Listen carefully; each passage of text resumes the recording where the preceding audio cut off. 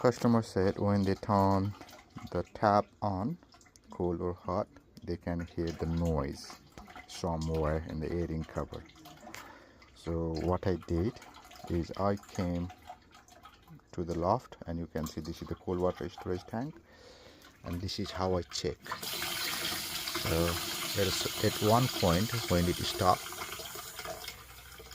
it's not always, but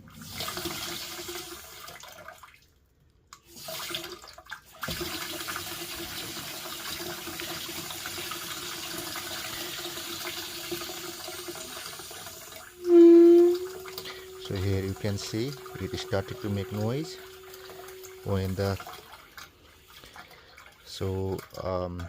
until it gets stopped, it just makes noise, and that's the issue with the bulb.